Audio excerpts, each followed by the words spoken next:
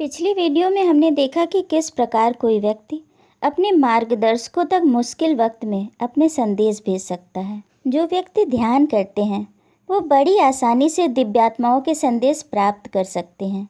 ध्यान के अलावा सपनों के जरिए या फिर अंतः प्रेरणा के द्वारा हमारे मार्गदर्शक हमारी मदद करते रहते हैं। इसी कारण भारत में योग और ध्यान पर बड़ा जोर दिया जाता है। भगवान शिव को आदि योगी और भगवान कृष्ण को योगेश्वर कृष्ण भी कहते हैं। गीता में तो पूरी तरह से योग की ही बात है, चाहे वो भक्ति योग हो, ज्ञान योग हो, कर्म योग हो या फिर विषाद योग। गीता पूरी तरह से योग आधारित है और ये योग कुछ दर्शनों पर आधारित है। अगर हम दूसरे शब्दों में कहें तो भारत की पूरी संस्कृति ही दर्शनों पर आधारित है। और गीता में जिस दर्शन की बात हो रही है वह है सांख्य दर्शन। जैसा कि नाम से ही पता चलता है, संख्या, और ये संख्या है कितनी? 25 तत्वों पर आधारित है ये सांख्य दर्शन। इसमें पहला तत्व है आत्मा। आत्मा को ही कहीं कहीं पर पुरुष और प्रकृति इन शब्दों से भी उल्लेखित किया गया है, लेकिन मतलब एक ही है। लगभग 5000 साल से भी पहले इन सब पर गहराई से बताया जा चुका है, लेकिन हम इन्हें समझने में ही असमर्थ थे। आज थीस यहाँ जो कुछ भी बता रही है वो इन 6 प्रकार के दर्शनों में लिखा जा चुका है। योग यानी आत्मा से परमात्मा का जुड़ाव कैसे होगा, उसकी पूरी प्रोसेस योग दर्शन में लिखी गई है। इसी योग दर्शन में ध्यान की बात है, शांत मन की बात है, और थीस भी यहाँ यही बता रही है। मार्गदर्शकों तक अपने विचारों को पहुँचाने के लिए हमें शांत होना होगा, हमारे मन को एकाग्र होना होगा। जितना सुनने में ये आसान लगता है ना, उतना है नहीं। एक्चुअली ये बहुत मुश्किल है। अगर कभी मौका मिले तो इन दर्शनों को ज़रूर पढ़िएगा। रोचक नहीं है, कठिन है। भाषा समझना थोड़ा सा मुश्किल ज़रूर होगा, लेकिन कमाल की जानकारियाँ हैं। खैर, अपने टॉपिक में आगे की ओर बढ़ते हैं। यहाँ थीस भी कुछ इसी बात का जिक्र कर रही है। जब डॉक्टर न्यूटन ने उससे पूछा कि हम उच्च सत्ताओं तक अपने संदेश कैसे भेजेंगे, इस पर थीस का जवाब था, शांति के द्वारा, अपनी अंतरात्मा में पहुंचकर, अपनी आंतरिक आवाज़ को दृढ़ बनाकर। थीस के अनुसार हमें अपनी आंतरिक चेतना को बढ़ाना होगा, समस्या से ऊपर उठना होगा। वो अपनी छात्र आत्माओं के मन में विचारों को रोपित कर देती है, जिसे वो अपनी अंतः प्रेरणा समझते हैं। अब भूलोक के लोगों से संपर्क साधने में उसे थोड़ा सा भय ज़रूर लगता है, क्योंकि वो नहीं चाहते कि अपने व्यक्तियों की ज़िंदगी को अत्यंत सरल और सहज बनाकर उन्हें बिगाड़ा जाए। वो चाहती है कि पहले वो खुद अपनी समस्याओं का समाधान ढूंढे। अगर उनके ऐसा करने से पहले ही निरीक्षक उनकी सहायता करेगा तो वो और ज़्यादा परेशान होंगे। इस मामले में वो कुमारा की तारीफ़ करती है। उसके अनुसार कुमारा इन सब में बहुत तेज़ है और वो पूरी तरह से अपने दल का जिम्मेदार है। डॉक्टर न्यूटन ने जब उसके सहयोगियों के बारे में जानना चाहा, जिनसे वो सलाह मशविरा कर सकती हो और जो उसी के स्तर के भी हों, इस पर थीस ने बताया कि ऐसे 3 आत्माएं हैं जिनके साथ वो यहाँ बड़ा हुआ है, और वो सभी आत्माएं अपने अपने दलों की निरीक्षक भी हैं, और उनके ऊपर भी उतनी ही आत्माओं की जिम्मेदारी है जितनी कि उस पर है। केवल वारू का दल ही उसके दल से दुगना है और उसे एक और दल की जिम्मेदारी सौंपी जा रही है। हम सभी केवल कुमारा के पास दिशा निर्देश के लिए जाते हैं। उससे हम अपने निरीक्षणों के बारे में और सुधार के तरीकों के बारे में बात करते हैं।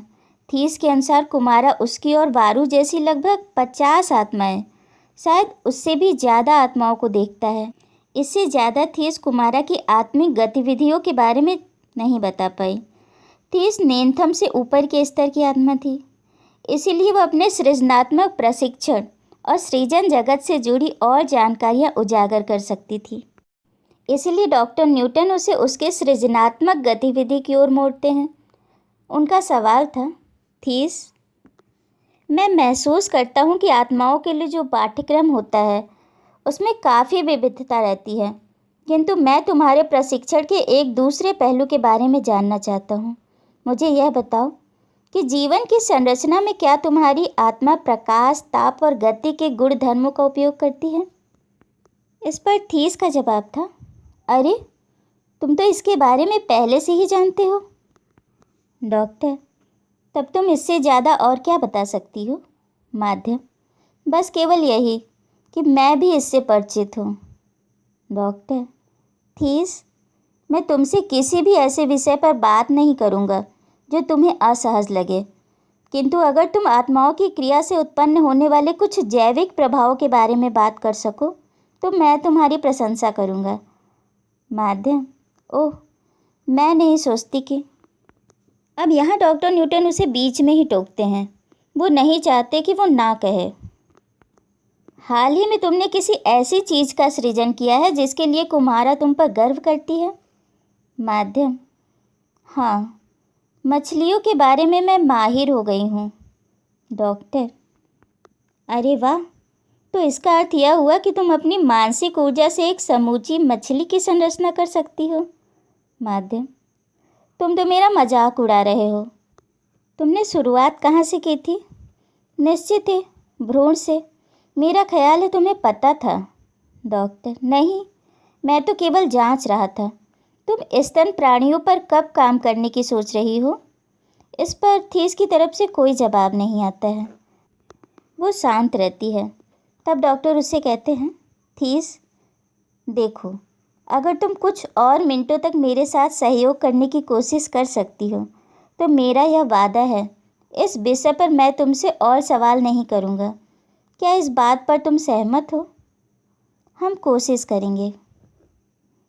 डॉक्टर, धन्यवाद। क्या एक मूल स्पष्टीकरण के रूप में तुम यह बता सकोगी कि एक मछली के स्तर तक जीवन को विकसित करने में तुम्हारी शक्ति वास्तव में क्या करती है? माध्यम, हम आसपास के वातावरण में रचना तंत्र को निर्देश देते हैं। डॉक्टर, अपने प्रशिक्षण के दौरान तुम यह सब एक ही संसार में करती हो या अनेक संसारों में? माध्यम, एक से ज़्यादा लोकों में, और ये भूलोक जैसे ही हैं। अच्छा, फिलहाल तुम किस प्रकार के वातावरण में कार्य कर रही हो? अभी तो मैं महासागरों में कार्य कर रही हूँ। डॉक्टर, शैवाल तथा प्लवक जैसे मूल समुद्री जीवन के साथ ही ना? माध्यम, जब मैंने काम शुरू ही किया था। डॉक्टर, इससे तुम्हारा मतलब यही है कि जब तुमने मछली के भ्रूण पर कार्य किया था? माध्यम, जी बिल्कुल। डॉक्टर, तब तुम शायद यह कहना चाहती हो कि आत्माएं जब जीवन के रूपों की संरचना करना शुरू करती हैं तब वे सूक्ष्म रचना तंत्र से प्रारंभ करती हैं। जी, छोटे छोटे कणों से, मगर उसे सीखना बड़ा ही मुश्किल सा होता है। डॉक्टर, वह क्यों? माध्यम, जीवन के कोषों के संबंध में हमारी ऊर्जा तब तक प्रवीण नहीं हो सकती जब तक कि निर्देश न दे सके, अणुओं में बदलाव न ला सके। डॉक्टर, तो इसका असर यह हुआ कि तुम अपनी ऊर्जा के प्रवाह के जरिए जीवन के प्राथमिक आणविक तत्वों को मिश्रित करके नए रासायनिक यौगिकों का उत्पादन करती हो? माध्यम, हाँ। डॉक्टर, क्या तुम इस बात को और भी सरल तरीके से समझा सकती हो? माफ़ कीजिएगा, मैं ऐसा नहीं कर सकती। अब यहाँ डॉक्टर न्यूटन उससे फिर से घुमाकर पूछते हैं, ठीक है, मुझे प्रयास करने दो और फिर मैं इस विषय को ख़त्म करता हूँ, किंतु अगर मैं गलती करूँ तो तुम मुझे बता देना। एक आत्मा जब जीवन की वास्तविक संरचना में माहिर हो जाती है तब उसे कोषों को विभाजित करने और डीएनए को निर्देश देने में समर्थ होना चाहिए, और तुम यह कोष द्रव्य में ऊर्जा के कणों को भेजकर करती हो। माध्यम, हमें यह सब करने के लिए सीखना जरूरी होता है, इसे सूर्य की ऊर्जा के साथ समन्वित करने के लिए। डॉक्टर, ऐसा किस लिए?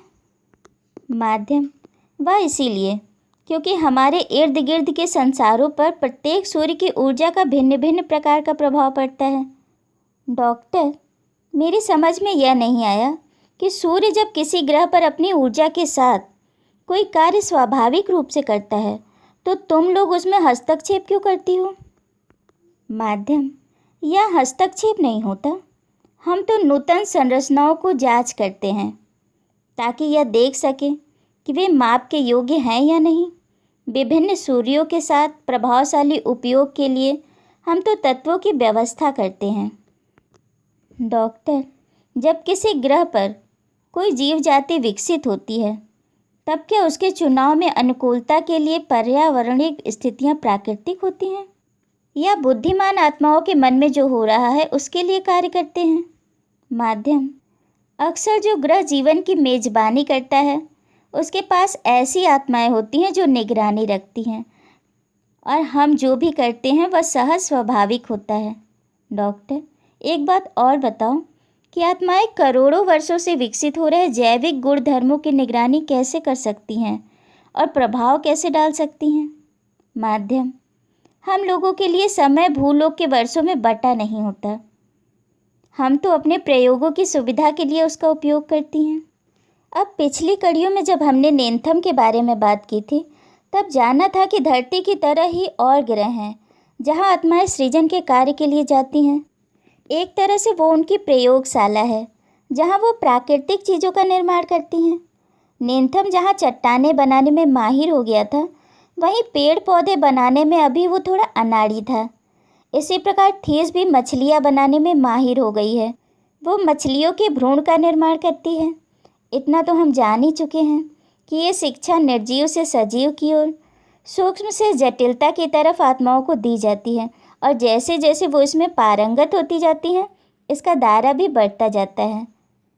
थीस ने यह भी बताया कि वो एक से ज़्यादा लोगों में इस कार्य को करती है, लेकिन ये कितने हैं इस पर वो चुप ही रहती है।